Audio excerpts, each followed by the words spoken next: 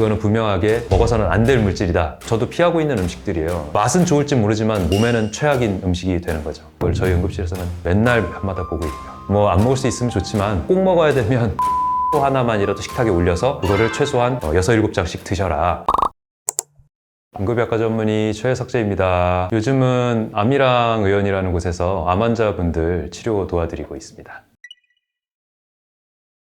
저도 피하고 있는 음식들이에요. 사실 다른 나라에서 먹지 않는 술 종류죠. 희석식 소주. 소주라 그러면 사실은 증류시켜가지고 원료의 술 맛이 살아있는, 그래서 귀하게 마시는, 굉장히 한 방울 한 방울 담아 마시는 게 원래의 소주인데, 지금의 이제 초록색 소주는 그게 아니잖아요. 90% 이상, 96%까지 6번 증류를 시켜가지고 정말 원재료의 맛과 향은 전혀 날아간 순수에 가까운 알코올을 만들어서, 물론 먹을 수는 있습니다만은 그 역한 것에다가 향료와 아스파탐 같은 그런 감미료 넣어가지고 그거를 이제 취하는 목적으로 마시고 있는 게 우리나라 희석식 소주거든요. 물론 외국에 아예 없는 건 아닙니다. 근데 우리나라에서만 유독 이 초록색 병 소주를 굉장히 뭐 전통 우리나라 술인 것처럼 이렇게 얘기를 하고 있는데, 전통이라고 말할 수 있는 물질은 아니거든요. 거의 화학물질에 가깝다. 우리가 병원에서 맨날 보는 주정으로 만들어진 알코올, 그 주정 96%짜리를 80% 정도로 낮추면 우리가 쓰는 알코올이 되는 거예요. 세균들 죽이는 거. 그거를 좀 더 퍼센트를 20%로 낮춰가지고 거기다 감미를 넣으면은 우리가 먹는 초록색 소주가 되는 거고, 이거는 분명하게 전통주가 아니라 화학약품이다. 먹어서는 안 될 물질이다 라고 말을 하고 있고요. 너무 많은 인명피해까지도 발생을 하고 있죠. 그걸 저희 응급실에서는 맨날 밤마다 보고 있고요.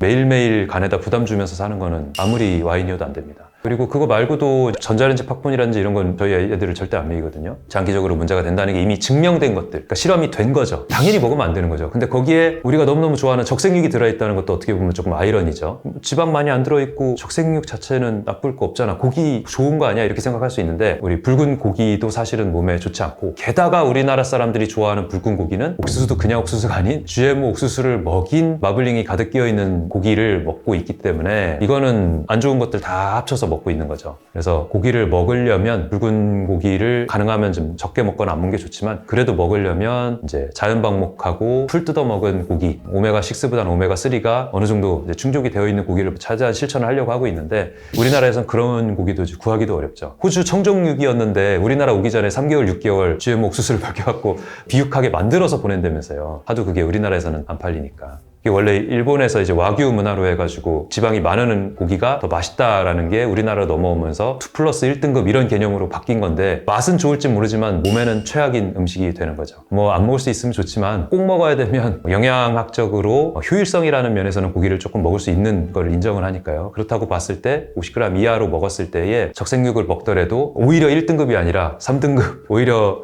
기름이 많은 지방이 아니라 앞다리살, 뭐 이렇게 삼겹살을 골라 먹는 건 사실은 최악이라고 생각해요. 기름을 일부러 사갖고 먹는 거니까. 이 지방에는 동물이 그동안 먹었던 뭐 나비라든지 뭐 이런 유해 성분들이 다 쌓여있는 층층이거든요. 그걸 우리가 바깥으로 배출할 방법이 없을 때 지방에다 쌓는 거니까. 근데 그것들을 골라서 먹고 있으면 좋겠습니까? 생선 먹을 때도 작은 생선을 먹어야지 큰 생선 먹으면 중금속에 오염된다 그러잖아요. 고기에서도 똑같아요. 지방층을 일부러 골라 먹으면 그 고기가 먹었던 안 좋은 것들 골라가지고 이렇게 모아서 먹는 거랑 똑같다고 생각하시면 됩니다.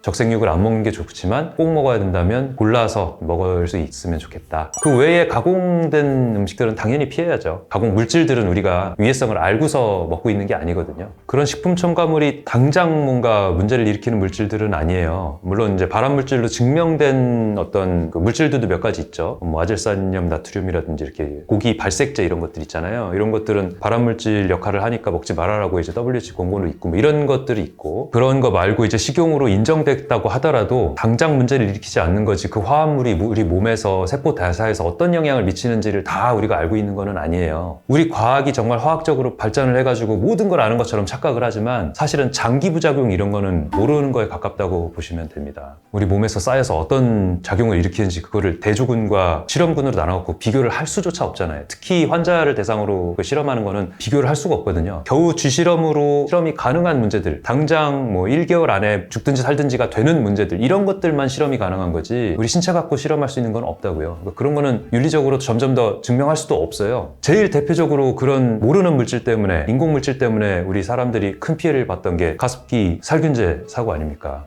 너무 안타까운 사고였죠. 가습기는 당연히 트는 건데 가습기에 물때 끼는 게 싫고 마침 너무 편하게 만들어진 제품이 있으니까 넣었을 뿐인데 그게 우리 애들을 죽이고 우리 폐를 죽이고 있을 줄 누가 알았겠어요. 근데 그것도 만들 때는 다 연구해가지고 허가 받고 만든 거란 말이에요. 근데 나중에 보니까 그게 사람을 죽이고 있었던 거고 그 짧은 실험에서는 확인이 안 됐던 거죠. 그거랑 똑같은 관계로 발색제라든지 뭐 합성 보존료라든지 뭐 방부제라든지 여러 가지 물질들 사실 우리 몸에서 다 실험할 수 없어요. 우리 몸은 유전학적으로 아주 옛날부터 시작해서 몇천 년 동안 몇만 년 동안 음식들을 먹고 살았고 그거에 맞춰서 우리 대사나 아니면 유전적인 게 다 만들어진 거잖아요. 그런데 그때 먹었던 어떤 물질들이 아닌 지금 만들어진 새로운 물질들을 먹어서 그걸 적응하려면 일단 내 세대 100년 동안은 적응 못 한다고 봐야죠. 그런 물질들이 우리가 근래 10년, 20년, 30년 사이에 만들어진 물질들을 먹고 있는 겁니다. 그거 가지고 안전하다고 말할 수 있을까요? 그거는 모른다가 답입니다. 모른다. 그런 물질들은 피해야 되는 게 맞는 거고 저도 그 인식을 못하고 살고 있다가 이기호 교수님을 만나면서 대한 각성을 좀 하게 됐는데요. 이분이 하시는 말씀은 그거예요. 일단 우리가 태초 옛날부터 먹었던 음식들을 먹지 않고 가공 음식들, 썩지 않은 음식들, 첨가물들이 합쳐진 음식물들을 먹으면 우리 몸은 적응을 할 새도 없고 적응할 수도 없다. 그 피해는 고스란히 우리 몸과 후세들한테 이어진다라는 말씀을 하시면서 좋은 음식들에 대한 의견을 피력하셨는데 그 말씀에 굉장히 공감을 하고 있습니다. 뭐 예를 들면 이런 거는 있겠죠. 안 먹어야 될 걸 먹는 거죠. 예를 들면은 산에서 버섯을 드시고서 심한 구토설사 하다가 급하게 안 좋아져서 간부전으로 안 좋아지신 경우들이 있었고 그 다음에 이제 풀뿌리 같은 거 산나물이나 아니면은 도라지인 줄 알고 다리공 이런 거 잘못 먹고서 오시거나 뭐 한약재 초 같은 거 그냥 풀인 줄 알고 먹었다가 막 심장 뛰는 거 느려져가지고 응급으로 실려오시고 이러는 경우는 있는데요. 우리가 음식을 먹고 몸이 안 좋아진다는 거는 사실 되게 오랫동안 진행될 것 같잖아요. 근데 의외로 음식이 몸에 굉장히 빨리 나빠지는 것을 경험한 사례가 있습니다. 어느 날 19살 남자 환자가 두통을 주소로 응급실에 왔어요. 보통 이렇게 두통이 오고 혈압이 200이 넘게 나오고 이러면 굉장히 심한 두통과 함께 머리 안에 뇌출혈이 있나 보다 생각을 하고 급히 머리 CT를 찍어봤는데 다행히 머리 안에는 뇌출혈은 없었어요. 혈압을 안정을 시키고 다시 재봤는데 그래도 200이 넘고 막 이러는 거예요. 19살짜리가 혈관이 나빠져서 혈압이 높다? 이해가 안 되는데 그러고서 혈압을 좀 낮추는 약을 써야 될지 판단을 하려고 물어봤어요. 어떻게 지내시느냐 생활 패턴이. 그랬더니 중학교를 졸업하고 그때부터 이제 공장에서 일을 하셨다는 거예요. 그렇게 3년 정도 일을 했는데 공장에 이제 젊은 사람 없는데 젊은 친구가 들어왔으니 얼마나 아저씨들이 이뻐했겠어요. 맨날 데리고 다니면서 회식 자리 데려가고 좋은 거 먹인다고 먹이고 그랬겠죠. 고기 짠 음식 다 먹였겠죠. 그렇게 생활을 매일매일 쉬지 않고 3년을 했는데 심각한 고혈압, 뇌병증 상태까지 온 거예요. 혈압이 200이 넘게 나오고 두통이 극심하게 나타나고 이렇게 40대 내지는 30대에서 나타날 만한 혈관 좁아짐으로 인한 고혈압 증상을 그것도 심각한 고혈압성 뇌병증을 10대 후반인 19살에서 볼 수가 있구나. 그만큼 우리가 뭘 먹느냐 어떻게 생활하느냐에 따라서 이렇게 다르구나 라는 거를 느꼈던 경험이었습니다. 그게 젊은 사람들은 안 생기고 나이 들어야 생긴다라고 할 수는 없겠다. 생활 습관에 따라서 그렇게 많이 빠르게 바뀐다라는 거를 경험한 순간이었죠. 한국만 먹는 음식은 몇 가지가 있더라고요, 찾아보니까. 그 중에서 좀 응급실에 오시는 사례 하나가 있어요. 간장게장이라는 게 민물 게나 이런 거를 익힌 게 아니잖아요. 뜨거운 간장을 부어서 삭히는 음식이기 때문에 원래 살아있는 게 자체에 균이 들어가 있으면 좀 남아서 우리 몸에 들어오기도 하고 간장이 식은 다음에 또 균이 자라기도 하고 이러는 것 같더라고요. 특히 가을쯤에 장염 설사 증상으로 와서 물어보면 게장 먹었다. 또 장염 발열 증상, 심한 복통 증상 와서 물어보면 게장 먹었다. 게장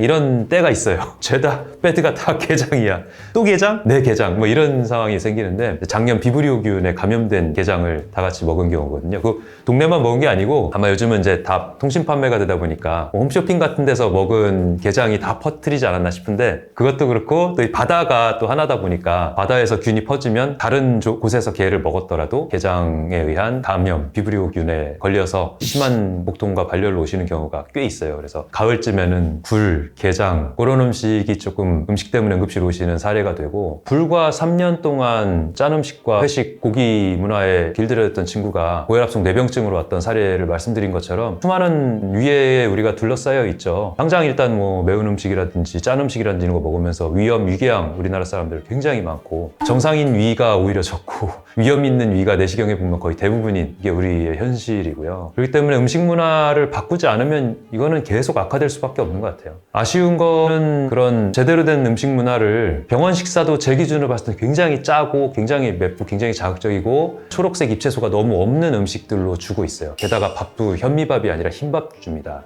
물론 이제 환자들이 이제 현미밥을 소화하기에 좀 어려움이 있을 수 있다는 거를 이제 감안하더라도 현미밥을 선택할 수 있게라도 하든지 직원들은 현미밥 주든지 이렇게 해야 되는데 그런 고려가 안 돼 있고요. 영양사들이 그런 걸 모르느냐 하면은 워크샵 가가지고 영양사님들 발표하는 거 보면 다 알아요. 이런 음식이 좋고 초록색 채소 먹어야 되고 무기질들 이런 것들이 다 현미밥에 들어있기 때문에 갓도정한 현미 먹어야 되고 다 아는데 현실에 오면 또 그게 안 되는 거죠. 사람들이 찾을 때는 소세지라도 하나 들어가야 되고 계란이라도 기름에 붙여줘야 되고 김치라도 꼭 나와야 되고 초록색 잎채소 쌈채소 깔아봐야 아무도 안 먹고 뭐 이러니까 현실에 또 맞추다 보면 아쉽게 되더라고요. 뭐 여러 가지 식이들 얘기 나오잖아요. 뭐 지중해 식단이 좋다, 현미 채소식이 좋다, 저탄고지가 좋다, 뭐 여러 가지 다이어트법과 여러 가지 음식 방법이 있죠. 특별히 서로 다른 반대의 개념이 아니라는 거를 느꼈어요. 어떤 데서 느꼈냐면 저희가 사정이 있어가지고 저탄고지를 3개월간 해봐야 될 상황이 또 있었어요. 해보면서 또 저탄고지의 제일 전문가라고 할 수 있는 송재현 원장님과도 친분이 있어가지고 그분 통해서 그런 얘기도 나누고 하거든요. 근데 얘기 나눠보면 버터를 먹어도 방목한 소에서 나온 버터로 딱 골라주고요. 식물성 기름도 뭐 익스트라 버진유 뭐 이런 거 이렇게 딱 골라주고 그냥 우리 식용유, 뭐 GMO유 이런 것들로 기름을 채우는 게 아니에요. 좋은 것들을 채워요. 똑같은 방법으로 현미채식에서는 가장 가능한 한 갓도정한 현미와 그다음 초록색 채소, 그다음 과일식 이렇게 가는 거거든요. 전혀 반대의 개념인 것 같잖아요. 서로 반대시를 바라보는 식사인 것 같은데 사실은 공통점으로 굉장히 중요한 부분이 있습니다. 탄수화물을 좀 최소한으로 줄이고 초록색 채소가 반드시 들어가야 되고 그다음에 나머지 열량은 이 저탄고지는 지방으로 채우는 거고요. 이 현미채식은 곡류를 조금 더 쓰는 거죠. 이 곡류가 그냥 말 그대로 밀가루 이런 게 아니라 지방이라든지 무기질들이 다 들어있는 껍질째 먹을 수 있는 곡류인 현미로 채우는 거고요. 그렇기 때문에 어떻게 보면 두 개가 반대가 아니라 같은 지점을 공유하고 있어요. 초록색 채소라는 같은 지점이 있습니다. 그래서 제가 봤을 때는 이 초록색 잎채소가 접점이자 필수자 키다. 저희 집에서도 그렇고 암이랑 의원에서도 그렇고 식사 제공할 때 초록색 잎채소를 가능한 한 뭐 찍어 먹지 말고 환자분들께 잎채소 쌈채소 먹으라 그러면 고추장, 쌈장, 된장, 간장 얘기 꼭 나와요. 근데 그런 짠 거 자꾸 찍어 먹고 맛을 바꾸지 말고 쓴맛, 초록색 쓴맛 채소에 길들여지고 그거를 먹을 수 있고 그걸 즐길 수 있어야 항암제 역할을 하고 내 건강 챙겨주는 무기질의 보고거든요.